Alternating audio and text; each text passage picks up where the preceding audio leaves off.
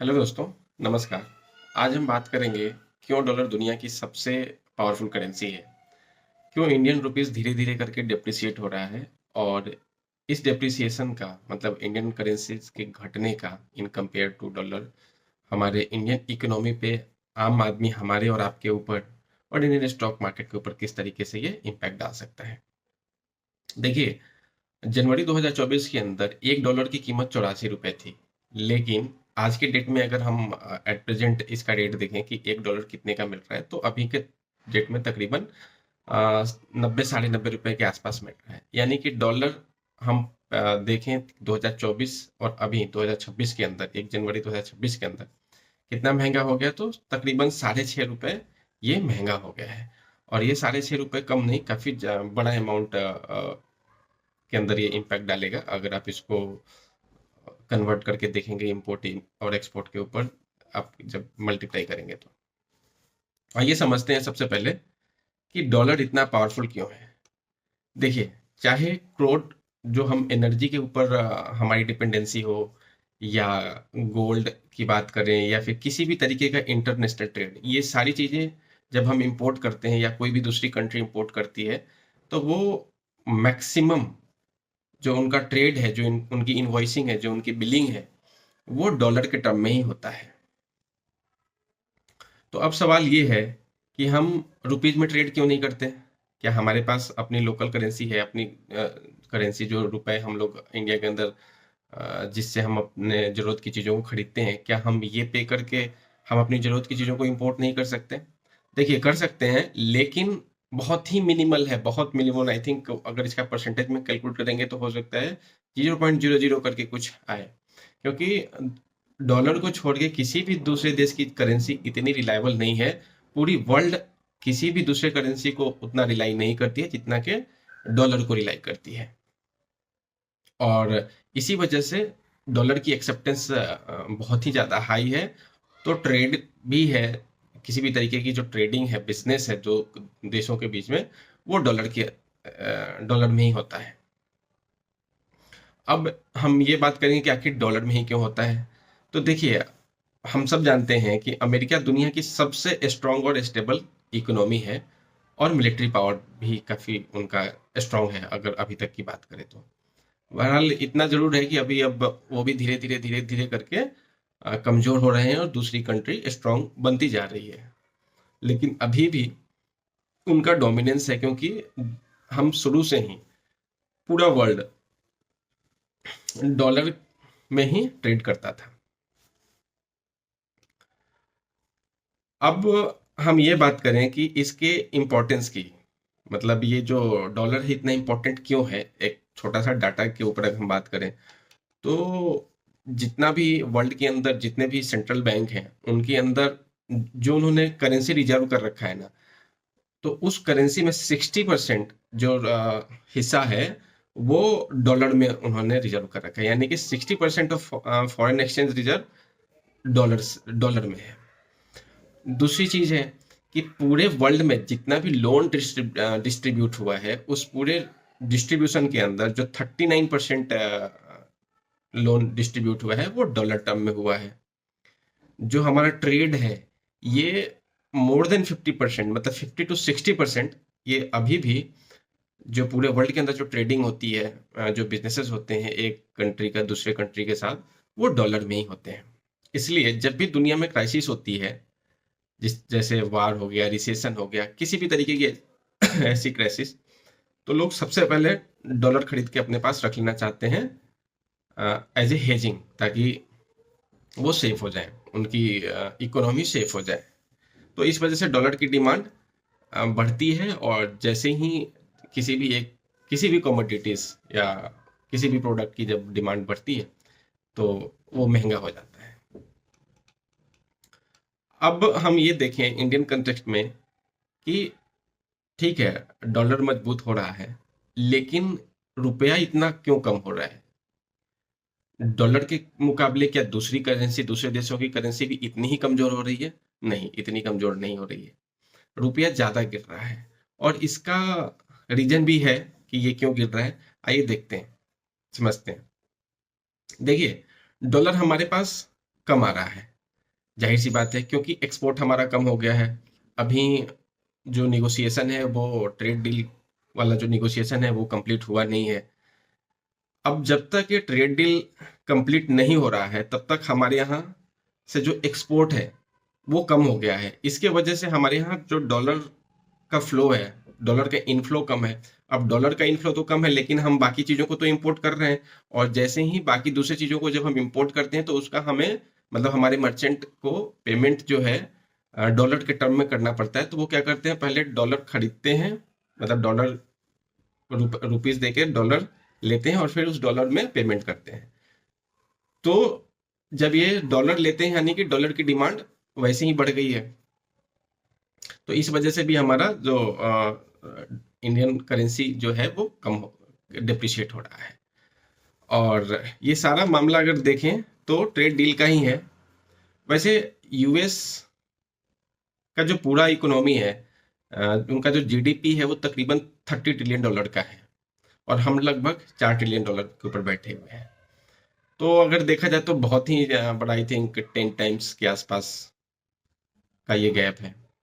तो short term के अंदर, शॉर्ट टर्म, लॉन्ग टर्म में नहीं, शॉर्ट टर्म, क्योंकि लॉन्ग टर्म में ट्रेड डील भी होगा और ये सारी चीजें भी इंप्रूव होंगी। शॉर्ट टर्म में यूएस के ऊपर इसका बहुत बड़ा इम्पैक्ट नहीं है, बट हम जैसे कंट्रीज के ऊपर इसका ज्यादा इम्पैक्ट देखने को मिल रहा है।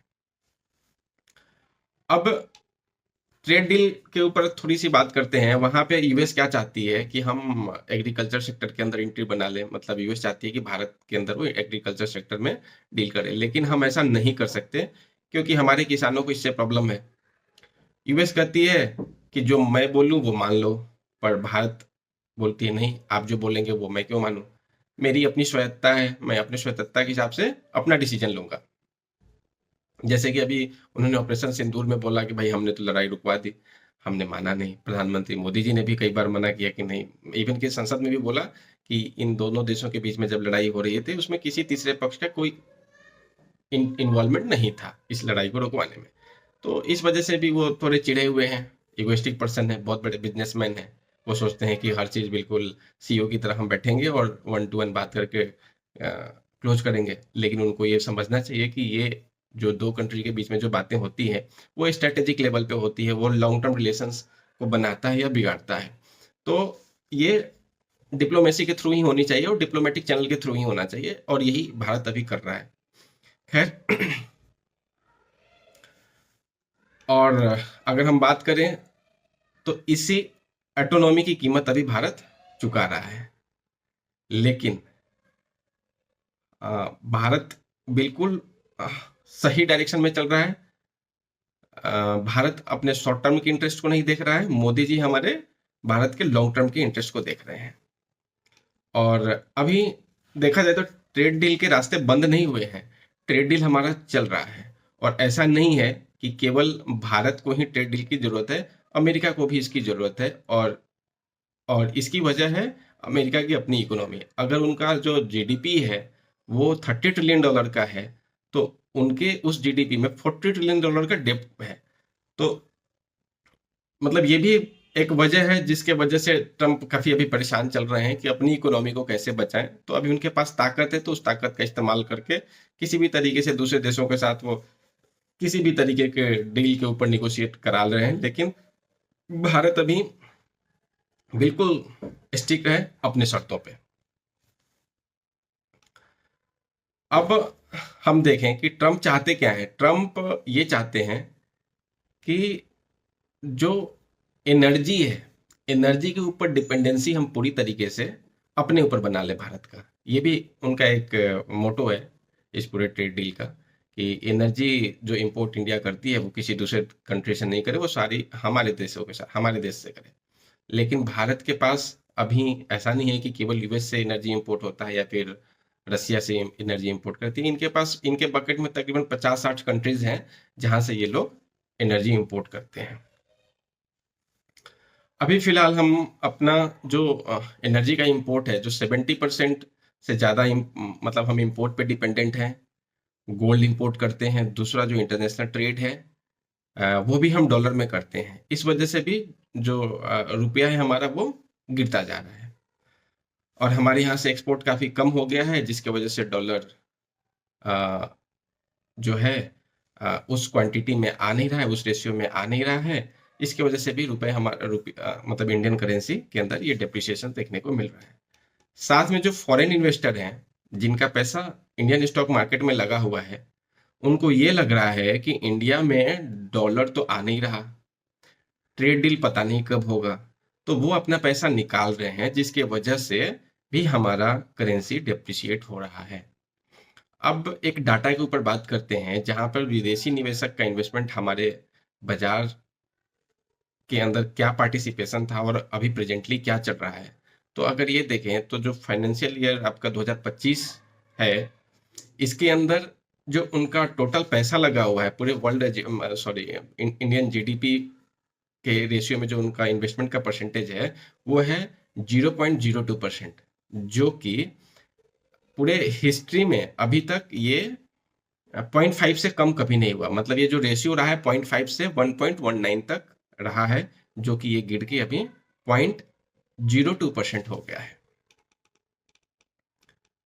डॉलर पावरफुल है क्योंकि दुनिया उसके ऊपर डिपेंड करती है, और हमने अभी तक बात किया कि रुपीस के ऊपर किस तरीके का प्रेशर है, जिसके वजह से ये डेप्रिसिएट हो रहा है। ठीक है, पर जैसे जैसे इंडिया का मैन्युफैक्चरिंग, एक्सपोर्ट और डिजिटल इकोनॉमी में ग्रो बढ़ेगा, ठीक है, ग्रोथ आएगी, रुपए भी हमारा स्ट्रांग होता जाएगा।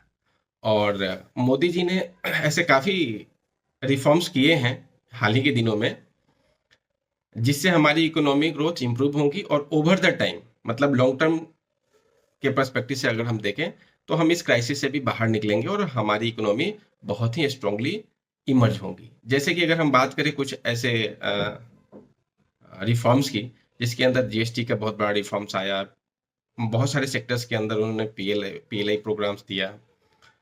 आप देखोगे कि बहुत सारे देशों के साथ हम फ्री ट्रेड एग्रीमेंट कर रहे हैं, ताकि हम अपने एक्सपोर्ट को डाइवर्सिफाई कर सकें। मतलब हम यूएस ओरिएंटेड एक्सपोर्टर नहीं बने, हम यूएस को एक्सपोर्ट करें, लेकिन साथ ही हम दूसरे देशों को भी एक्सपोर्ट करें। तो इसके लिए ये एग्रीमेंट कंटिन्यूअसली चल रहा है। पीयूष गोयल आप देखते होंगे कि हर देशों के नेताओं के साथ, हर देशों के कॉमर्स मिनिस्ट्री के साथ उनकी मीटिंग होती है, और वो मतलब रियलाइज भी हो रही हैं, मेटेरियलाइज भी हो रही हैं। तो काफ़ी देशों के साथ ये एग्रीमेंट भी हो चुका है। तो इन रिफॉर्म्स का शॉर्ट टर्म के अंदर हो सकता है कि अभी इम्पैक्ट नहीं आए, लेकिन लॉन्ग टर्म के अंदर ये सारे जो रिफॉर्म्स है इंडिया को ग्लोबली कम्पिटिटिव इकोनॉमी बनाएंगे। दोस्तों, अगर आपको ये वीडियो पसंद आया हो तो लाइक, सब्सक्राइब और शेयर कीजिए, और अपने दोस्तों के साथ जरूर शेयर कीजिए। जय हिंद।